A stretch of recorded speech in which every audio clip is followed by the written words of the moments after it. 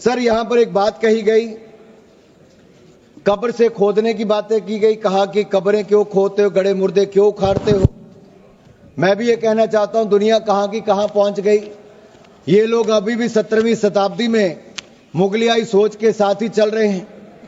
इनके आइडियल तो राणा सांगा, शिवाजी महाराज, महाराणा प्रताप होने चाहिए थे, लेकिन बाबा और औरंगजेब को याद करने में ये लोग लगे हैं। मैं तो इसमें एक बात कहूंगा, जो दरिंदा खा गया अपना पूरा परिवार, फक्र से आज शरियाए दीवानों को मोहब्बत है उसकी कब्र से। और जिसने जाजिया टैक्स लगाने का काम किया था, आज उसको ये लोग याद करते हैं। जिसने धर्म के नाम पर हिंदुओं पर टैक्स लगाने का काम किया था, आज उसकी कब्र को याद करने का काम ये करते हैं। आप फाइनेंस बिल पे, और यही नहीं, इसके अलावा याद करिए इंदिरा गांधी जी का समय 93.5%, आप 93.5% टैक्स लगाने का काम, आप फाइनेंस पे 93.5% टैक्स लगाने का काम इंदिरा गांधी जी ने किया था।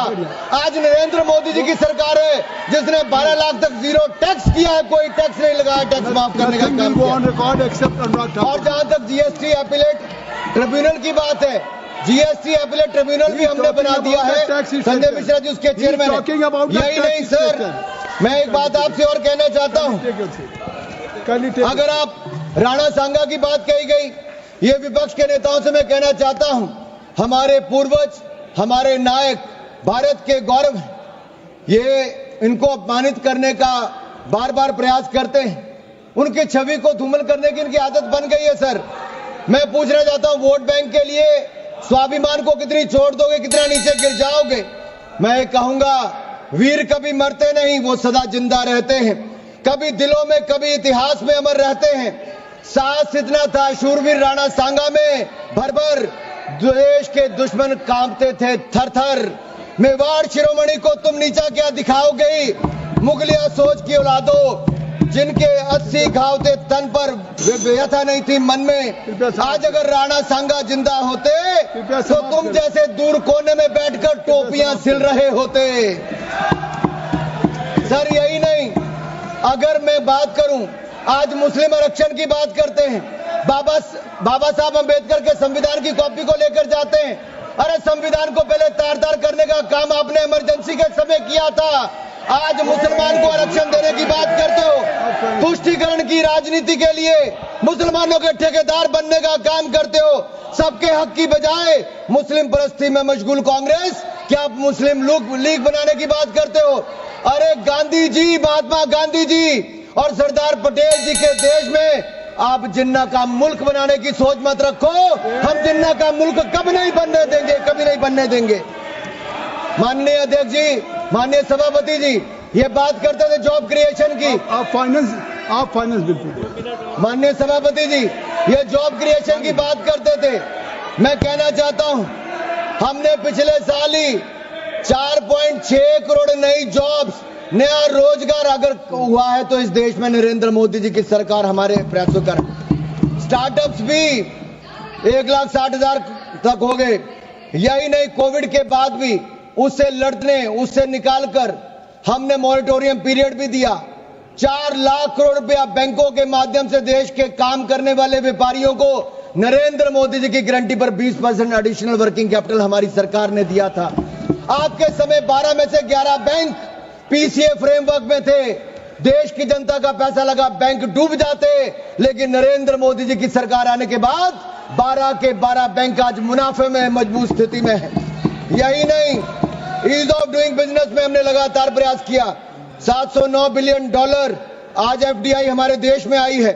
जहां तक आप किसानों की बात करते हो, 3,60,000 करोड़ रुपया पीएम किसान सम्मान निधि के माध्यम से हमने किसानों को देने का काम किया है। हमने किसानों को बैंकिंग सेक्टर के माध्यम से, जहां 2013-14 में 7,30,000 करोड़ मिला था, आज उससे बढ़ाकर 25,48,000 करोड़ रुपया किसानों को देने का काम मोदी सरकार ने किया है। यही नहीं, सबका साथ सबका विकास क्या होता है। 2014 में 8 एम्स थे, आज 24 एम्स है। 380 मेडिकल कॉलेज थे, आज 706 मेडिकल कॉलेज है। दुगने से ज्यादा मेडिकल की सीटें हो गई। अगले 5 साल में 75,000 MBBS की सीटें और जोड़ दी जाएंगी। हम करने जा रहे 10,000 MBBS की सीटें इस साल करेंगे। यही नहीं, 708 यूनिवर्सिटी थी, आज 1150 यूनिवर्सिटीज हो गई। 96,000 किलोमीटर नेशनल हाईवे थे, आज 1,60,000 किलोमीटर हो गए। 74 एयरपोर्ट थे, आज 160। समाप्त करें। मेरे सर 5 मिनट और बचे सर मेरे अभी। नहीं। सर मेरा 5:34 तक समय सर मेरा। आप नहीं सर यही नहीं सर, ट्रिपल IIT सर 9 से बढ़कर 25 हो गए।